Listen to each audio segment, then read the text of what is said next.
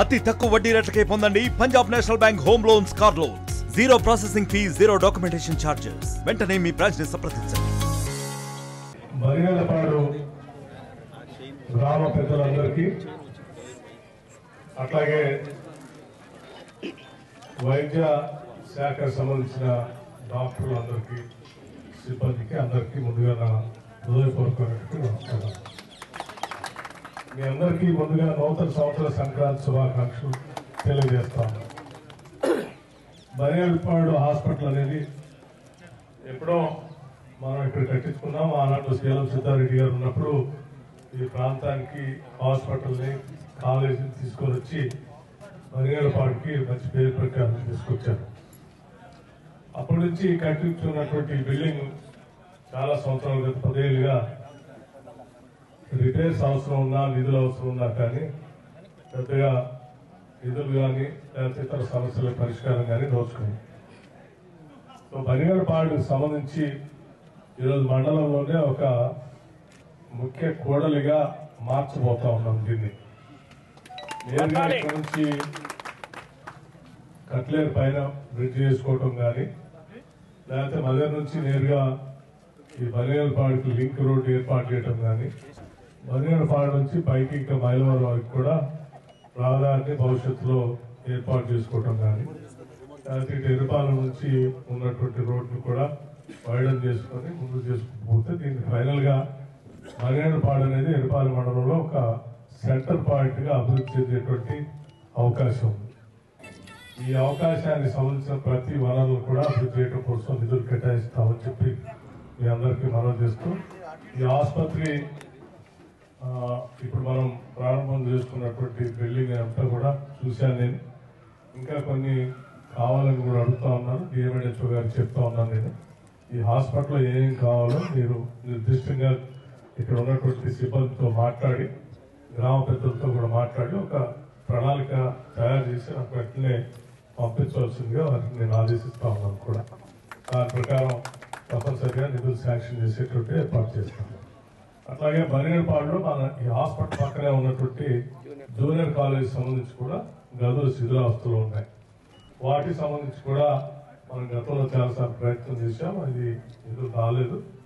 ఇప్పుడు వాటిని నేను పూర్తిగా ఎస్టిమేషన్ చేసి పంపించమని చెప్తా ఉన్నాను. దానికి కూడా జూనియర్ కాలేజ్ కూడా ఫండ్ శాంక్షన్ చేసి ఇక్కడ జూనియర్ కాలేజ్ పూర్వ వైభవాన్ని తీసుకున్నాం. ఇక్కడ ఈ రెండింటితో పాటు ఇంకో మాట కూడా నేను చెప్పదలుచుకున్నాను. ఎరుపాలెం మండలానికి సంబంధించి మండల హెడ్ క్వార్టర్లో కూడా హాస్పిటల్ కావాలని చాలా మంది అడిగారు. ఈ హాస్పిటల్ దీన్ని ఇట్లా కంటిన్యూ చేస్తూ, దీన్ని అభివృద్ధి చేస్తూ, దీన్ని ఇక్కడ నుంచి షిఫ్ట్ చేయకుండానే అక్కడ ఇంకో ఆసుపత్రి కూడా 50 బెడెడ్ హాస్పిటల్ ఎరుపాలెం మండలం హెడ్ క్వార్టర్ కూడా ఏర్పాటు చేస్తున్నాం. గతంలో బరిగలపాడులో ఉన్నటువంటి హాస్పిటల్ షిఫ్ట్ చేయాలని చెప్పి చాలా మంది అడిగితే కూడా నేను చెప్పాను. బరిగలపాడులో ఏర్పాటు చేసినటువంటి హాస్పిటల్ చారిత్రాత్మకమైంది. ఎప్పుడో పూర్వ నాయకులంతా కష్టపడి ఏర్పాటు చేశారు. దాన్ని ఎట్టి పరిస్థితులు అక్కడ నుంచి షిఫ్ట్ చేసేలేదు, అక్కడే ఉంటుంది. దాన్ని అభివృద్ధి చేస్తూనే కావాలంటే ఇంకోటి శాంక్షన్ చేస్తాం ఎరుపాలెం మండల హెడ్ క్వార్టర్లో అని చెప్పి 50 బెడెడ్ హాస్పిటల్ ఎరుపాలెం మండల హెడ్ క్వార్టర్లో త్వరలోనే దానికి కూడా ఇప్పటికే క్లియరెన్స్ ఇచ్చేసాము. త్వరలోనే దానికి కూడా జియో ఇష్యూ అయ్యి వస్తుంది. ఎరుపాలెం హెడ్ క్వార్టర్లో ఈ హాస్పిటల్తో పాటు ఇంకొక 50 బెడెడ్ హాస్పిటల్, అందులో అన్ని సదుపాయాలు కూడా ఏర్పాటు చేసుకున్నాం. తద్వారా ఎరుపాలెం మండలంలో బరిగలపాడు హాస్పిటల్, ఎరుపాలెం మండల హెడ్ క్వార్టర్ హాస్పిటల్ రెండు కూడా ఈ ప్రాంత ప్రజలకి పెద్ద ఎత్తున వైద్య సహకారాలు అందించడానికి సంపూర్ణంగా దోహదపడతాయని చెప్పి అందరికీ మనవి చేస్తూ, దీంతో పాటు విద్యా వ్యవస్థను కూడా పెద్ద ఎత్తున దృష్టి పెట్టి ఈ ప్రాంత అభివృద్ధి కోసం మనం ముందుకు పోతా ఉన్నాం. అలాగే ఎరుపాలెం మండలంలో గతంలో చెప్పినట్టు ఇక్కడ ఉన్నటువంటి ఈ ఆహ్లాదకరమైనటువంటి పరిస్థితులు, చెరువులు కానీ, గుట్టలు కానీ, మిగతా వాటిలన్నింటినీ మనం మన ఆస్తిలాగా వాడుకొని ఆ ఆస్తి ద్వారా ఈ ప్రాంతానికి ఆదాయాన్ని ఎట్లా తెచ్చుకోవాలనే దానిపైన టూరిజం దృష్టి పెట్టి టూరిజానికి సంబంధించిన అభివృద్ధి కూడా ఇక్కడ చేయాలని ఒక ప్రణాళిక తయారు చేసి పంపించాం. ఇప్పటికే జవలాపురం వెంకటేశ్వర స్వామి టెంపుల్ దగ్గర ఎక్కువ ప్రాజెక్టు మనం ప్రారంభోత్సవం కూడా చేసుకున్నాం, పూజ చేశాం. అట్లాగే ఇనిద్రమ్మ చెరువు దగ్గర కూడా ఇంకో ప్రాజెక్ట్ చేసుకోబోతా ఉన్నాం. అట్లాగే ప్యాట్ చెరువు, మన మామూలు ప్యాట్ చెరువు దగ్గర కూడా ఇంకో ప్రాజెక్ట్ చేసుకోబోతున్నాం.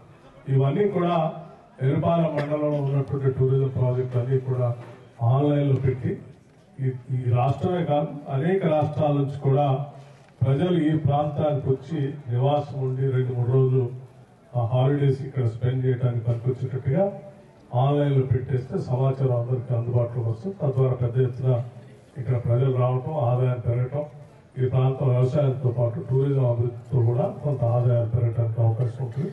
ఆ కార్యక్రమాన్ని కూడా చేస్తున్నానని చెప్పి మీ అందరికీ నేను సవినయంగా మనవి చేస్తూ మీ అందరికీ ఒక మాట మాత్రం చాలా స్పష్టంగా చెప్పదలుచుకున్నాను. ఇక్కడ ఉన్నటువంటి రైతాంగ సోదరులందరికీ అట్లాగే రైతు భరోసా కింద ఇప్పుడు మనం 26వ తారీఖు నుంచి పెద్ద ఎత్తున వ్యవసాయ యోగ్యమైనటువంటి భూములన్నిటికీ ఎటువంటి షరతులు లేకుండా మనం 12,000 సంవత్సరాలు, గతంలో 10,000 ఉంటే ఇప్పుడు 12,000 పెంచిస్తా ఉన్నాం. అట్లాగే భూమి లేని వ్యవసాయ కూలీల కుటుంబాలు కనీసం 20 రోజులు ఈజీఎస్లో పనిచేస్తున్నటువంటి వాళ్ళందరికీ సంవత్సరానికి 12,000 రూపాయలు ఇచ్చే కార్యక్రమం కూడా చేపట్టాం. సో దీనికి సంబంధించి గ్రామ సభలు నిర్వహిస్తారు. గ్రామ సభల్లోనే అంతా సమాచారం తీసుకొని గ్రామ సభలో స్పష్టంగా మీ అందరి సమక్షంలోనే పేర్లు ప్రకటిస్తారు.